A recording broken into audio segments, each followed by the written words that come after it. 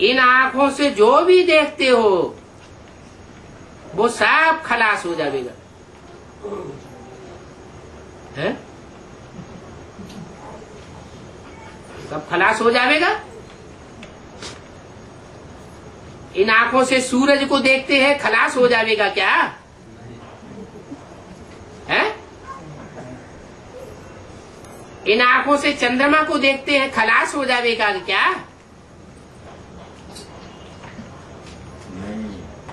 अभी जो सूरज का रूप है वो भी तामसी रूप है। अभी विनाश होगा, ये तामसी रूप इतना बढ़ेगा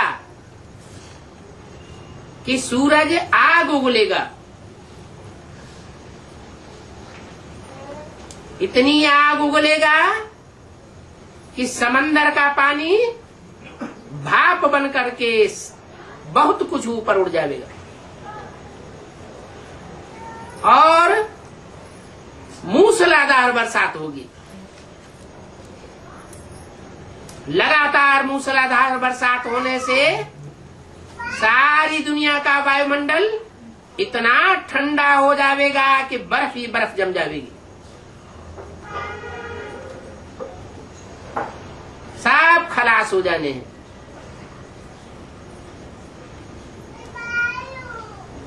तो जो भी दुनिया में हम देखते हैं अभी, उन सब का रूप परिवर्तित हो जाएगा। वर्तमान रूप कोई भी नहीं रहेगा। तो इस पाप की दुनिया को भूल जाना है, नई दुनिया को याद करना है। वहां पांचों तत्व सुखदायी होंगे। पृथ्वी, जल, वायु, अग्नि सब सुखदायी होंगे। नवग्रह जब आपस में टकराएंगे, हाँ, तो वो चैतन्य में ही टकराएंगे या स्थूल रूप में जो ग्रह है वो भी टकराएंगे? वो जो स्थूल ग्रह है वो स्थूल रूप में टकराएंगे और जो सूक्ष्म है वो सूक्ष्म वाइब्रेशन के आधार पर टकराएंगे। सतयुग में वो ग्रह नहीं रहेंगे? हैं? सतयुग में ग्रह नहीं रहेंगे वो स्थूल? सतयुग में रहेंगे सब। विनाश किसी का नहीं होना है, लेकिन उनका अस्तित्व ना के बराबर होगा। बात नहीं बोला। हाँ जी। स्थूल ग्रह टकराएंगे तो पृथ्वी से भी टकराएंगे ना? क्यों नहीं? तो पृथ्वी रहेगी? क्यों नहीं रहेगी? टकराने पर सब रहेंगे, रहेंगे सब, लेकिन अपने को मर्ज कर देंगे एक के अंदर में।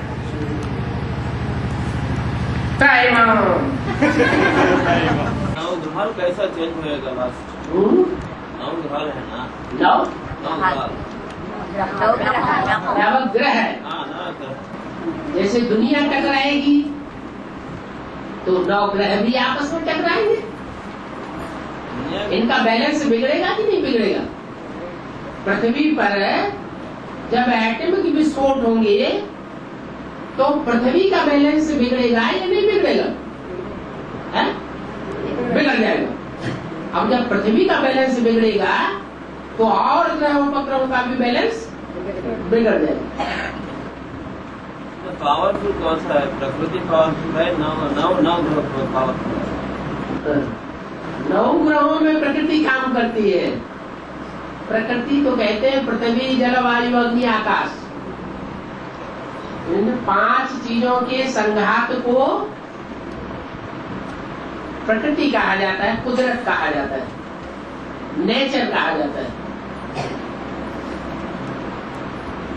तो सभी धर्मखंड आपस में टकराएंगे।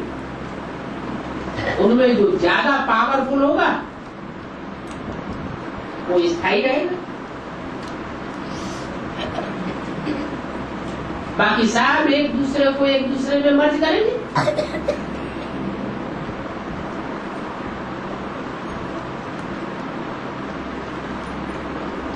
जैसे चंद्रमा है, उपग्रह कहा जाता है, और पृथ्वी ग्रह कही जाती है। तो पृथ्वी चंद्रमा का चक्कर काटती है या चंद्रमा पृथ्वी का चक्कर चक्कर काटता है? चंद्रमा कम पावरफुल है और पृथ्वी ज्यादा बड़ी है, ज्यादा पावरफुल है। चंद्रमा में कम आकर्षण शक्ति है और पृथ्वी में ज्यादा आकर्षण शक्ति है। जब पृथ्वी का बैलेंस डोलेगा तो चंद्रमा का बैलेंस बिगड़ेगा कि नहीं बिगड़ेगा?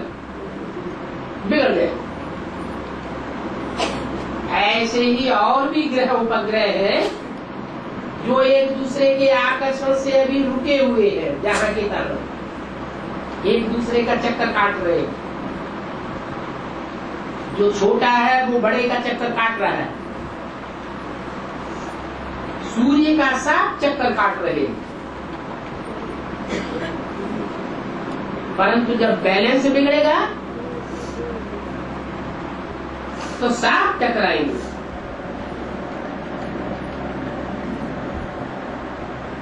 यहाँ जो चैतन्य ग्रह है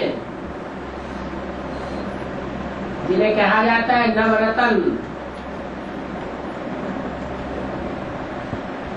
रत्न एक प्रकार के होते हैं, 9 प्रकार के?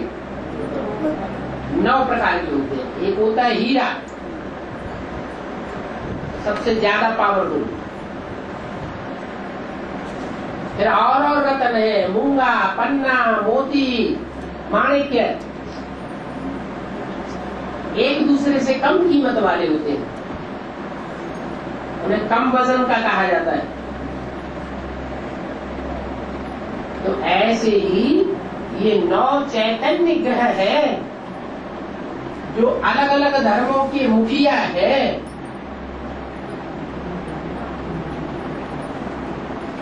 और सब धर्मों का विनाश होगा या नहीं होगा? एक सद्धर्म की स्थापना होगी या नहीं होगी? तो सब धर्मों का विनाश होगा तो सब आपस में टकराएंगे। जब सब टकराएंगे तो उनके मुखिया आपस में नहीं टकराएंगे।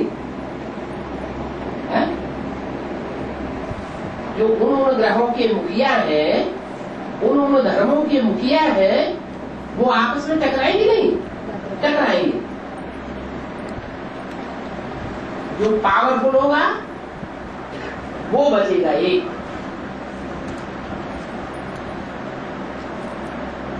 बाकी सब खलास हो जाएगा। 9 ग्रह आपस में टकराएंगे, कौन सा बचेगा? है? अरे कोई बचेगा कि नहीं बचेगा? सब खलास हो जाएंगे। एक ही बचेगा। तो अंजाम क्या होगा टकराने का? औकात तो देख लेनी चाहिए अपनी। टकराएंगे जो क्योंकि स्थूल नवग्रह भी अब टकराएंगे। और कैसे टकराते हैं? अभी टकरा रहे हैं,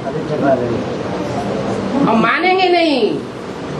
कोई होते हैं प्रयोगात्मक जीवन वाले और कोई होते हैं थ्योरी से ही समझ लेते हैं। भगवान आके पढ़ाई पढ़ा रहा है, मान लेते हैं, हाँ ठीक है ऐसे ही चलेंगे। तो नहीं, ऐसे नहीं मानेंगे, हम करके देखेंगे। तो कौन सा जीवन अच्छा?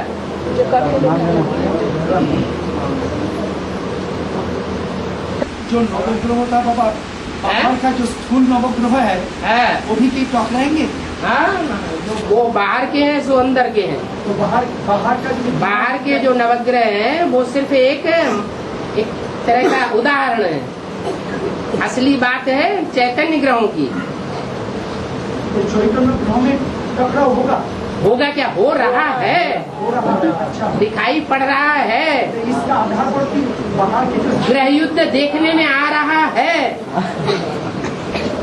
अंदर अंदर आग सुलग रही है। उसमें 2 पार्टियां हैं मुख्य। एक है लेफ्टिस्ट पार्टी पाकिस्तान और एक है राइटियस पार्टी भारत। बाकी उनके सहयोगी धर्म है, कोई राइटियस में है, कोई लेफ्टिस्ट में है।